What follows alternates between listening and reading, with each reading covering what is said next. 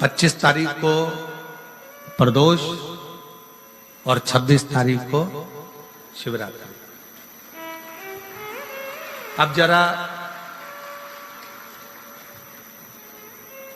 प्रदोष के पर्यांत की, प्रदोष के बाद की बिल्कुल लगी हुई पीठ से जो शिवरात्रि होती है, वो शिवरात्रि अगर उस शिवरात्रि का व्रत, साधना, तप, भजन, संसार का मनुष्य कर लेता है तो जिंदगी में उसने कोई व्रत किए ना किए हो, अगर एक व्रत शिवरात्रि का, प्रदोष की पीठ से लगी हुई शिवरात्रि का अगर कर लेता है तो उसको पूरे जीवन के व्रत का पुण्य फल प्राप्त हो।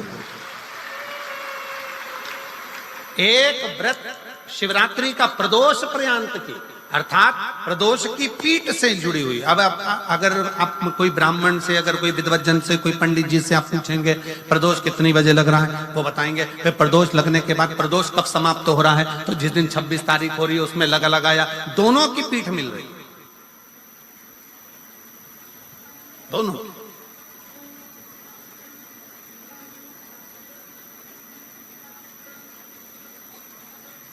करो व्रत। आपने कितनी भी एकादशी के व्रत करे हो, कितनी भी द्वादशी के व्रत करे हो, कितनी भी चतुर्थी व्रत करे हो, कितनी भी तीज व्रत करे हो, कितनी भी अष्टमी का व्रत करा हो, कितनी भी नवरात्रे के व्रत करा हो, कितनी भी तीज का व्रत करा हो, चाहे दुनिया के कितने भी व्रत आपने आधी में पुनी। तुलसी बाबा कहते हैं थोड़े में बहुत होता है।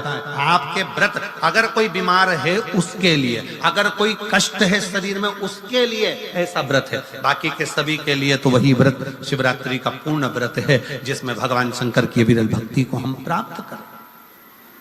इतना विचित्र कर्म है, जरा विचार करिएगा कि प्रदोष काल का लगाया गया दीपक, प्रदोष काल, प्रदोष के दिन, प्रदोष काल का जो दीपदान होता है वो सरल नहीं होता, वो सहज नहीं होता।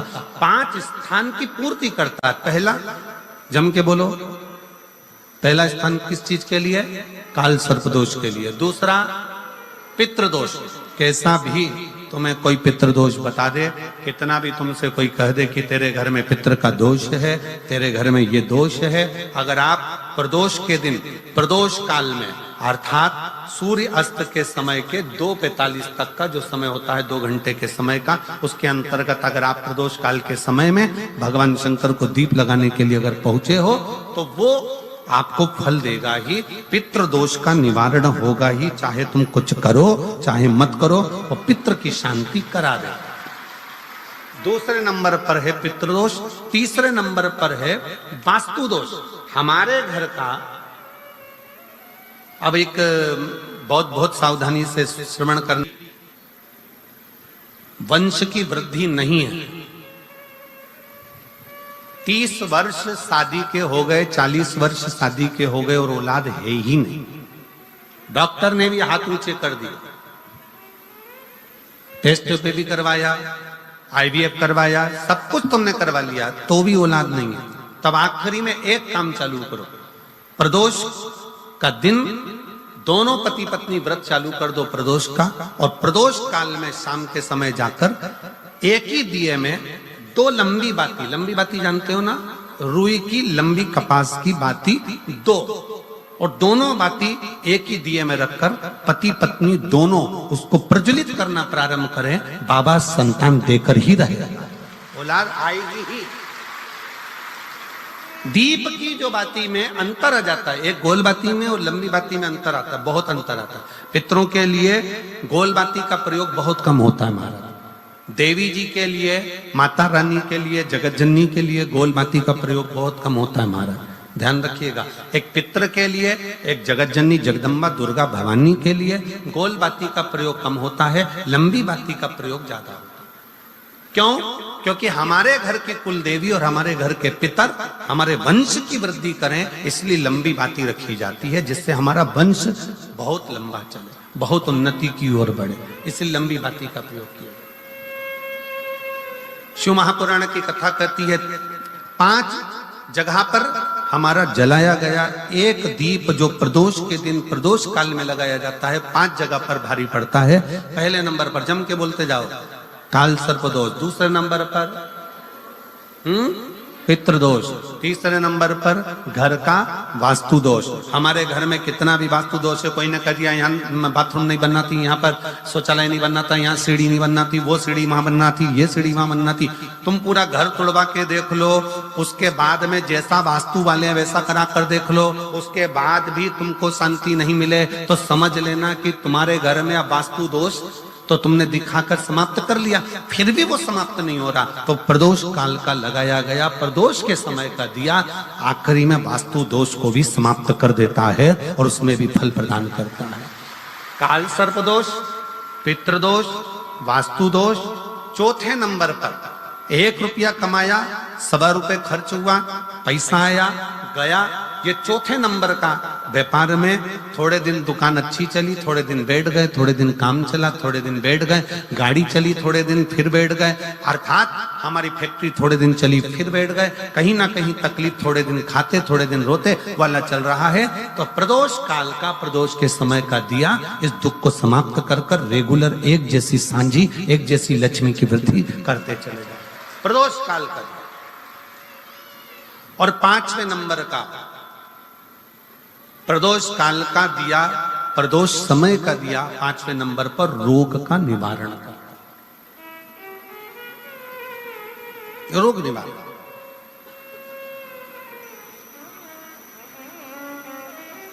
ये 5 स्थान जो बताए गए हैं प्रदोष काल के दिन, प्रदोष के दिन दीप प्रज्वलन के।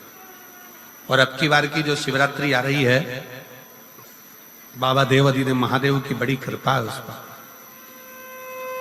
बहुत करुणा। 25 तारीख को प्रदोष और 26 तारीख को शिवरात्रि। अब जरा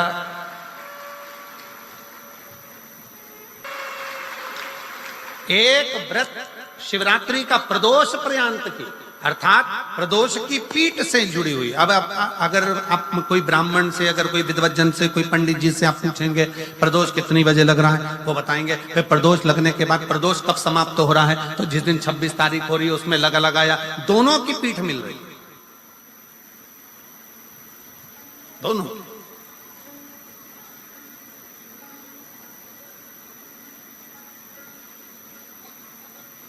करो व्रत। बैसाख का महीना चल रहा है, शंकर के शिवालय में जाओ, शिव के शिवालय में 3 स्थानों का स्पर्श अवश्य जरूर।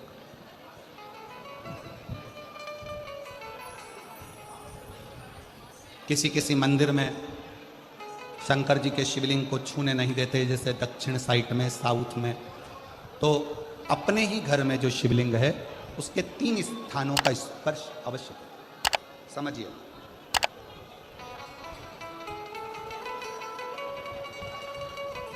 पहला, शंकर भगवान के जहां से जल बहता है उस स्थान, ये जलाधारी है, जल बहता है, ये शिवलिंग है, यहां से जो पानी नीचे की ओर जाता है उस स्थान का स्पर्श अवश्य करें। दूसरा, शिवलिंग का जो गोल भाग है उस गोल भाग में कहीं पर भी अपनी हथेली का स्पर्श अवश्य करें। तीसरा, शंकर भगवान के शिवलिंग का जो ऊपर का भाग है वहां अपने अस्त्र का स्पर्श अवश्य करें। तीनों स्थान पर ब्रह्मा, विष्णु और महेश का स्मरण करते हुए जब बैसाख महीने में आप शंकर भगवान को जल समर्पित करें।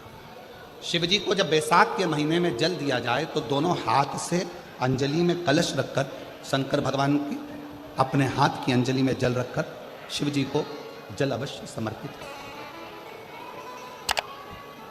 शिवरात्रि के बैसाख महीने की शिवरात्रि पड़े, बैसाख महीने की प्रदोष पड़े तो एक बेलपत्र शंकर को अवश्य समर्पित करें। मान लो गर्मी बहुत तेज है, पेड़ों पर बेलपत्र नहीं मिले तो एक दुर्वा शिव को अवश्य समर्पित करें।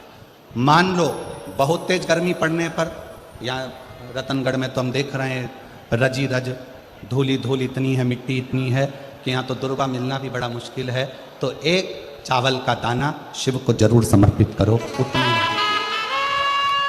उतने में। और बैसाख महीने में सबसे ज्यादा जरूरी है, जो सबसे ज्यादा जरूरी है बैसाख महीने में, वो जलाशय अर्थात अपने घर के नज़दीक में कोई पानी का स्थान हो, जलाशय हो, वहाँ का जल शिव को समर्पित करना, या शिव के नंदी के पास में। और हम तो कहेंगे शंकर का नंदी केवल मंदिर में मत देखो, आपके घर के आसपास में हमारे मारवाड़ की पहले की रीति रही है। राजस्थान में बहुत सालों पहले, जब लगभग 19 से 20 साल पहले हम फलोदी में आए थे, 20 साल पहले, और 20 साल पहले जब हम फलोदी में आए थे राजस्थान में, तो हमने उस फलोदी राजस्थान में देखा था कि प्रत्येक घर के बाहर पत्थर का एक छोटा सा कुंडा जैसा होता। दो चीजें हमने फलोदी राजस्थान में प्रत्येक घर के बाहर 20 साल पहले देखी थी। एक इतना बड़ा कुंडा पत्थर का जिसमें लोग भोजन रख देते हैं, और एक बड़ा सारा कुंडा जिसमें लोग पानी भर देते हैं, जिससे चिड़िया, पशु, पक्षी, गौ माता सब उस पानी को पीती रहे और आपका और हमारा कल्याण होता रहे। इस भाव से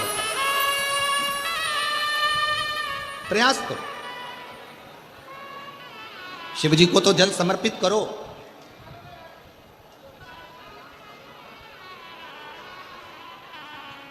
साथ में कोई जीव का भी अगर कल्याण हो जाए आपके एक लोटा जल से, तो उसको भी कल्याण, उसको भी।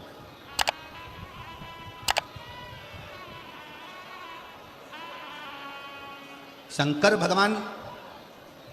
भगवान ओघड़दानी शिव, जिनका चढ़ा हुआ जल केवल मात्र स्पर्श, आचमन, दर्शन आपका और हमारा कल्याण कर रहा है। अपने दुख को, अपनी तकलीफ को, अपने कष्ट को किसी दूसरे के दरवाजे पर जाकर कभी मत करो, कभी मत।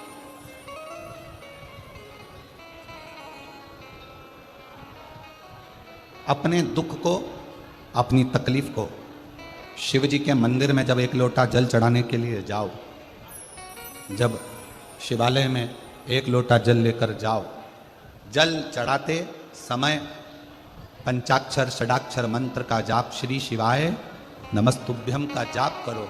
और जब शिवलिंग, जलाधारी, ये चरण जहाँ से पानी बहकर नीचे गिरता है, वहाँ अपने हाथ को लगाकर अपने दुख को, अपनी तकलीफ को शंकर के उस अशोक सुंदरी गणेश कार्तिकेय के स्थान का स्पर्श करते हुए बाबा से जरूर कहो कि जैसे ये तुम्हारी बेटी है, उसी तरह मैं तुम्हारी बेटी हूँ। जैसे तुम्हारे ये बेटे हैं, वैसे मैं तुम्हारा बेटा हूँ। इनके दुख को आपने मिटाया था, मुझे भी अपनी बेटी मानकर मेरे दुख को मिटा दीजिए, मेरे दुख को समाप्त कर। किसी से मत कहो, पर शिव से कहो, शंकर से।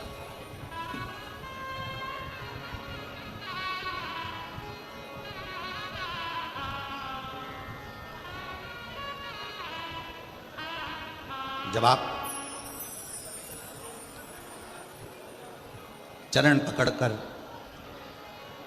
अशोक सुंदरी की जगह पर अपने हाथ का स्पर्श कर कर, गणेश कार्तिकेय के स्थान का स्पर्श कर कर शिव से कहोगे, तो शंकर अपनी औलाद आपको बनाएंगे और अपनी पुत्री समझकर आपका दुख जरूर मिटाएंगे। से श्री शिवाय नमस्तुभ्यम ज़्यादा नहीं तो 11 बार तो निकाल लिया करो। ये शरीर, ये हृदय, ये चित्त, ये वृत्ति परमात्मा के चरणों में जाती है।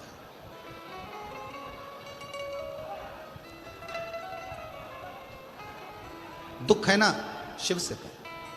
पुरुष में और स्त्री में एक बहुत बड़ा अंतर है। पुरुष में और स्त्री में एक बहुत बड़ा अंतर है। पुरुष एक कान से सुनता है, दूसरे कान से निकाल देता है। स्त्री दोनों कान से सुनती है, जुबान से निकाल देती है। पुरुष में और स्त्री में सबसे बड़ा अंतर यही है कि पुरुष यहां से सुनेगा, यहां से निकाल देगा, और स्त्री दोनों कानों से सुनकर मुख से निकाल देती है। शिव पुराण की कथा कहती है अगर स्त्री को मुख से निकालना भी है सुनने के बाद तो अपने पिता देवादिदेव महादेव के सामने जाकर निकाले तो बात शिव के पास। सबका किया है मेरा उद्धार हे त्रिपुरधारी हे त्रिशूलधारी। आपने सबका कल्याण किया तो मैं कैसे रह गई। मेरा उघड़दानी मेरा शंकर भगवान उसी को बुलाता है जिसकी झोली उसको खुशियों से भरना होता है। खुशियों से अब मालूम पड़े पूरा रतनगढ़ का लोग कथा सुनने के लिए आ जाए तो शंकर भगवान को 3 महीने में देना है, ये शिव पुराण का प्रमाण है। अब बुलाएगा उसी को जिसको देना होगा। जिसको देना ही नहीं है वो मन बनाकर रख भी लेगा कि मुझे कथा सुनने जाना है, कथा सुनने जाना है, पर मेरा भोले बाबा उसको यहां तक पहुंचने ही नहीं देगा, पहुंचने ही नहीं।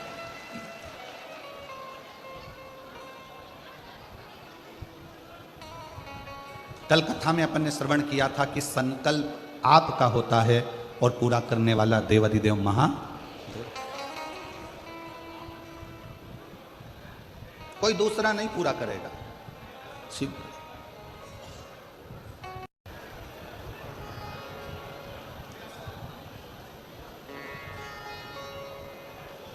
भाई श्री हनुमान प्रसाद जी पोद्धर जी ने अपनी वाणी में कल्याण के शिव अंक में, अगर बन सके तो आप पढ़िएगा, कल्याण के शिव अंक में भाई श्री ने एक लाइन लिखी है।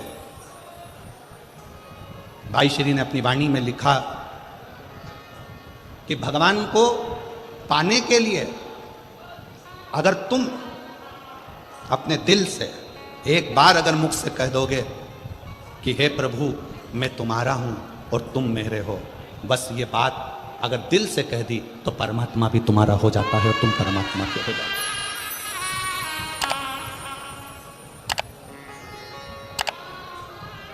जरूरी नहीं कि उपास करोगे तो भूखे रहना पड़ेगा। व्रती का मतलब क्या होता है? व्रती का मतलब क्या है?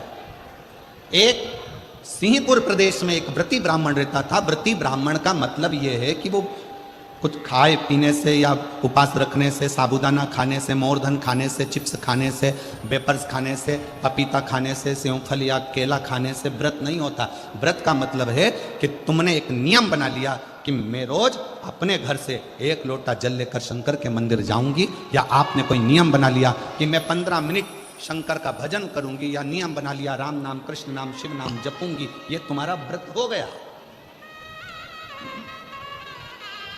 तुम व्रती हो गए। ये व्रत तुमने धारण कर लिया।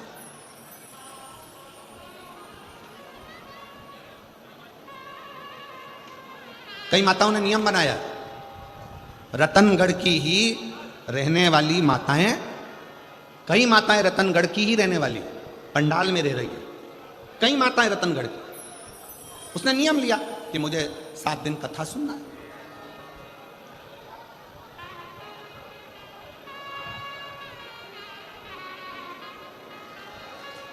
उसका नियम था, व्रती है।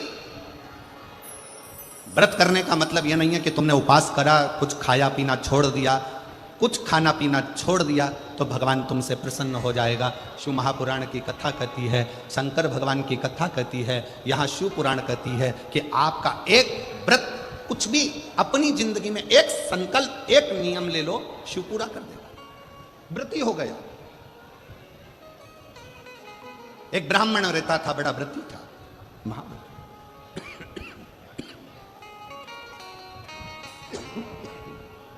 और वो महाव्रती ब्राह्मण तत्व किसको कहते हैं? शंकर की भक्ति किसको कहते हैं? शिव पे चढ़ा हुआ जल साधारण नहीं होता, शंकर पर चढ़ी हुई बेलपत्र साधारण नहीं होती। पूज्य संत शिरोमणि श्री कौशिक जी महाराज जी बैठे हैं, जिन्होंने अपनी वाणी में बेलपत्र की महत्वता, शमी पत्र की महत्वता, शमी के वृक्ष की महत्वता, साथ में श्री शिवाय नमस्तुभ्यम की महत्वता अपनी वाणी में निरंतर कही। निरंतर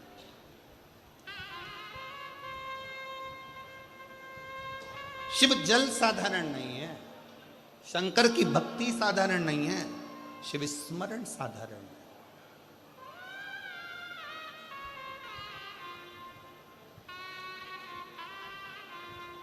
कितना फल है जल का। पार्वती जी को मालूम था शंकर जी को इतनी जल्दी प्रसन्न नहीं कर सकते, तो पार्वती जी ने एक नियम बनाया, पार्थिव शिवलिंग का निर्माण करना और शिव जी पे जल चढ़ाना। एक लोटा जल सारी समस्या का हल। एक पार्थिव लिंग का निर्माण कर कर जल समर्पित करते। कितना कितना अर्चन माता पार्वती जी के जीवन में, कितना कितना अर्चन। माता पार्वती मैया जब जब जल भरने के लिए जलाशय में जाती हैं और शिव जी को जल चढ़ाने के लिए लेकर आती हैं, तो बीच में मगर उनको रोक लेता।